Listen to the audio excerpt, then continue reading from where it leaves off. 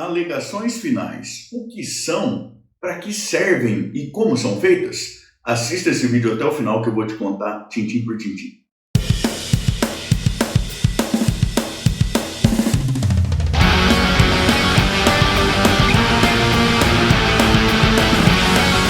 Eu sou o professor Thiago Caversan e compartilho semanalmente, aqui mesmo no canal, vídeos relacionados à teoria e à prática do direito, como esse vídeo de hoje, em que eu falo sobre as alegações finais. Isso já a partir de vários anos de experiência como advogado e também como professor universitário.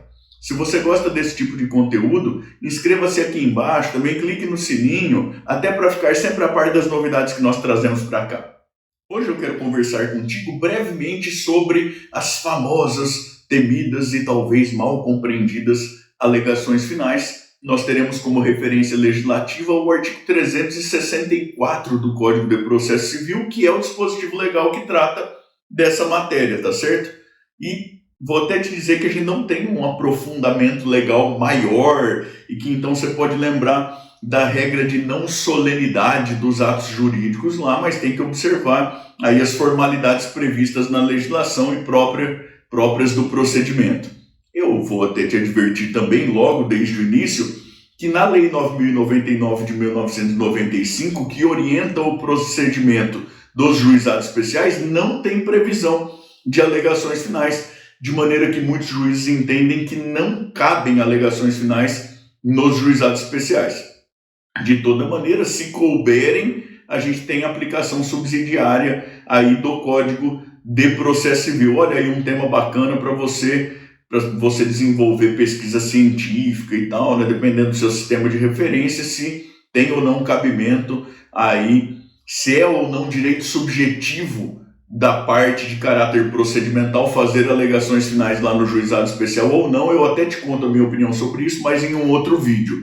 Hoje a gente vai tratar aí da dinâmica das alegações finais com base então no artigo 364, que vai tratar da ordem, por exemplo, lá no caput já das alegações finais. Como de costume, primeiro o autor, depois o réu, depois o representante do Ministério Público naquelas hipóteses de intervenção do Ministério Público que são aquelas lá do artigo 178 do Código de Processo Civil, né? Então, se o Ministério Público atua como fiscal da lei, não como parte, ele fala por último.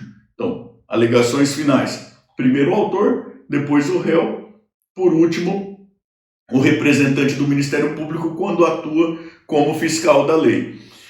O artigo 364 no caput, ele vai falar da forma também de apresentação das alegações finais. E tem muita gente que desconhece isso e que pode passar um tanto apertado. Tem tanta gente que conhece e que aí tem um medo danado. Porque o caput do artigo 364 diz que o juiz, fim da instrução, dará a palavra ao advogado do autor, depois ao advogado do réu e, ao final, ao representante do Ministério Público nos casos de sua intervenção. Diz que o prazo é de 20 minutos, prorrogáveis por até mais 10 minutos.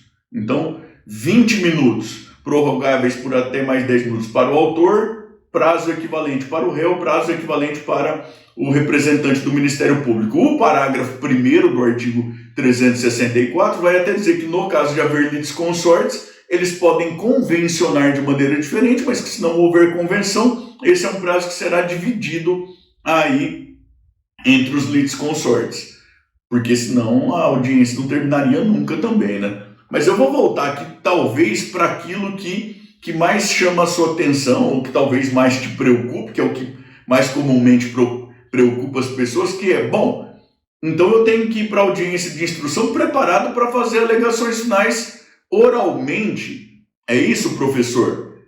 É isso mesmo. Eu vou complementar só que mas a gente vai voltar a esse ponto, porque ajuda muito se você tiver bastante claro para que servem as alegações finais. Tá certo? Então a gente já vai voltar a esse ponto. Antes disso, eu quero só te dizer que o parágrafo 2º diz que é a critério do juiz que os debates orais, ou seja, que essas alegações finais apresentadas oralmente, poderão ser substituídos por razões finais apresentadas de maneira escrita, apresentadas por escrito. E aí o prazo é um prazo que, segundo o parágrafo 2º, é sucessivo, começa pelo autor, prazo de 15 dias, né? Parágrafo 2º do artigo 364 diz que é assegurado à vista também. Veja você o seguinte, há muitos juízes que vão na audiência, quando substituem as alegações finais orais por razões finais escritas, vão dizer, olha, como o processo é eletrônico, o prazo será sucessivo.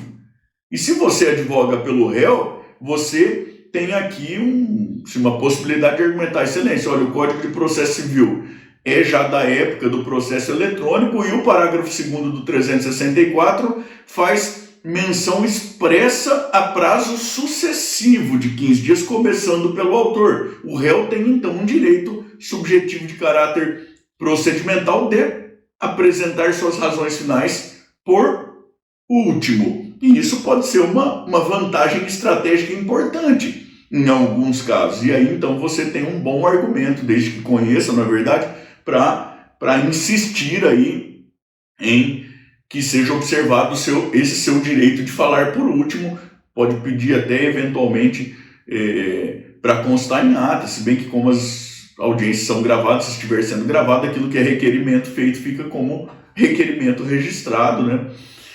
Ou seja, se a audiência estiver sendo gravada, você pode evitar um confronto com o juiz sobre se vai ou não ser registrado em ata, mas pode muito bem, de maneira respeitosa e tranquila, pedir para facilitar aí posteriormente uma eventual alegação de que houve prejuízo, esse tipo de coisa. Mas se o juiz disser que não vai registrar, você saber que, olha, está gravado, então vale também, tá certo? Bom, vamos voltar para aquilo que mais nos importa aqui então, que é, eu preciso ir preparado para fazer alegações finais oralmente. E como que eu não vou me perder com isso aqui e tudo mais? Ajuda muito se você tiver boa clareza do para que servem as alegações finais. E eu vou até te contar que a legislação agora não faz, o Código de Processo Civil atual, não faz menção a uma expressão que era usada no Código de Processo Civil anterior e que era muito ruim para essa compreensão, porque o Código de Processo Civil anterior, quando falava de alegações finais por escrito, ele usava a palavra memoriais. E aí muita gente tinha a impressão de que a função das alegações finais era rememorar o juiz de qualquer coisa, como se o juiz não tivesse condições de ler o processo. E aí então a gente tinha, e tem ainda muitas vezes, para falar bem a verdade, alegações finais que são feitas sem a menor noção da finalidade delas, que são feitas como um exercício de copia e cola daquilo que se diz antes, daquilo que se disse antes, né, corrigindo o tempo do verbo aqui. E eu vou te falar que eu tenho fortíssima impressão de que não é para isso que servem as alegações finais. Professor, esse seu vídeo está parecendo um filme de suspense, porque já mencionou várias vezes que é importante saber a finalidade, falou qual que não é a finalidade, mas qual que é a finalidade, afinal de contas? Olha, na minha visão, a finalidade primordial das alegações finais é um cotejo analítico entre aquilo que se apontou como pontos controvertidos, como questões controversas de fato, principalmente, na decisão saneadora. E aí, sobre decisão saneadora, veja lá o artigo 357 do Código de Processo Civil, veja a possibilidade de pedir esclarecimentos sobre a decisão saneadora, porque é um ato do processo de extrema importância, é o que orienta uma instrução bem feita, a decisão saneadora. Então veja, as questões controvertidas expressas na decisão saneadora e as provas que foram produzidas subsequentemente, porque na decisão saneadora o juiz faz uma série de coisas, mas ele faz inclusive, talvez o que seja mais importante, ele diz quais são os pontos controvertidos e defere as provas correspondentes a serem produzidas. E vai tratar aí também de distribuição do ônus da prova, vai apontar questões jurídicas relevantes por conta daquela ideia de vedação de decisão surpresa, não é verdade? Vai, se for possível, já designar audiência de instrução e julgamento, mas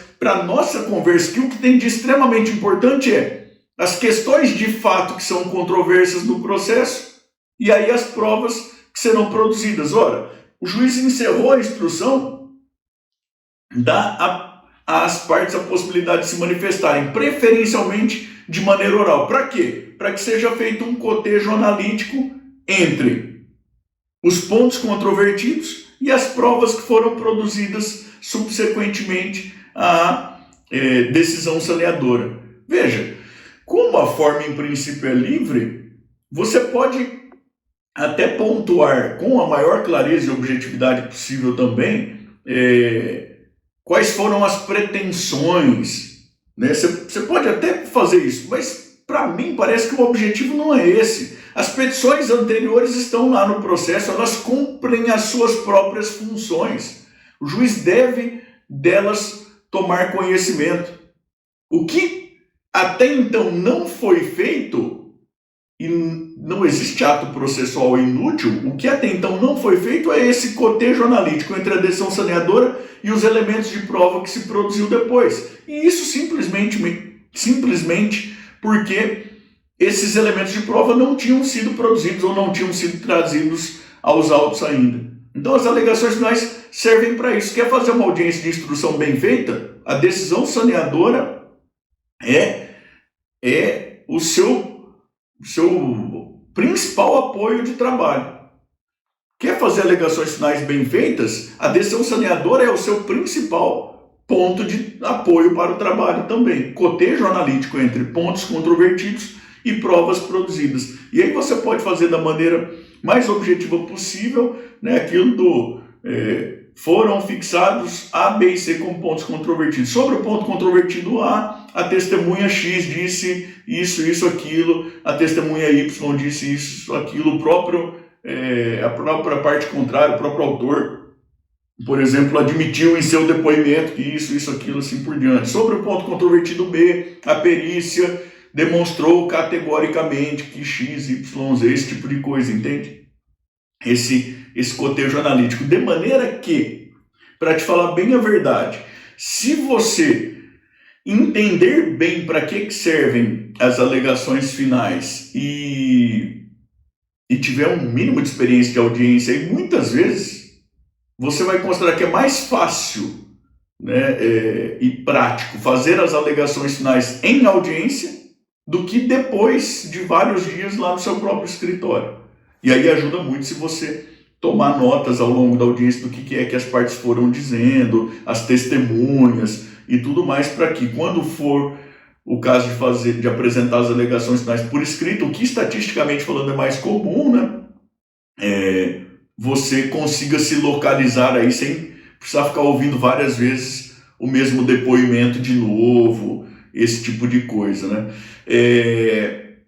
De toda maneira, vale ressalvar aqui no final, dizer que estatisticamente é mais comum, pelo menos na experiência que eu acompanho pessoalmente aqui, isso é muito subjetivo, né? Que é mais comum que os juízes concedam prazo para alegações finais apresentadas como razões finais aí por escrito, não quer dizer que seja um meio preferencial segundo a legislação. Segundo o parágrafo 2º do artigo 364, isso fica a critério do juiz, e segundo o caput, em regra, é oralmente. Ou seja, se o juiz declara encerrada a instrução e fala, olha, as partes, caso desejem, têm até 20 minutos para apresentar suas alegações finais.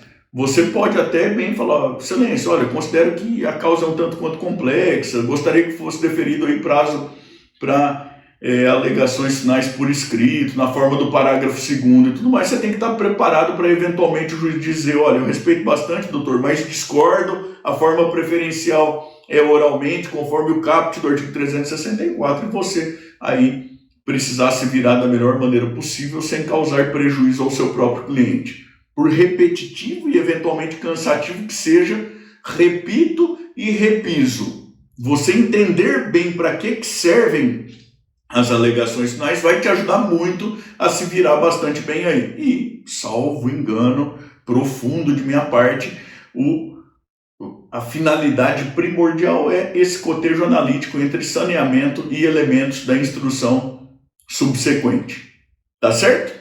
Para mim parece que, em resumo, é isso que tem de mais importante sobre as alegações finais. Eu espero que você tenha gostado do vídeo, que ele tenha sido útil para você. Eu queria te pedir, por favor, para contar para mim nos comentários aqui embaixo de onde é que você me assiste e o que é que você faz, até para, na medida do possível, a gente poder interagir um pouco. Sempre que eu consigo, eu gosto de interagir com aqueles que me assistem nos comentários aqui embaixo, tá bom? Eu também queria te convidar a continuar navegando aqui pelo canal, especialmente a partir deste vídeo aqui, em que eu falo um pouquinho mais sobre audiência de instrução e julgamento. E também queria te pedir de novo, por favor, para se inscrever no canal, para clicar no sininho, para dar o seu joinha, para me seguir lá no Instagram, no TikTok, porque isso é muito importante para que eu continue produzindo esse material aqui, tá bom? Até mais, tchau, tchau.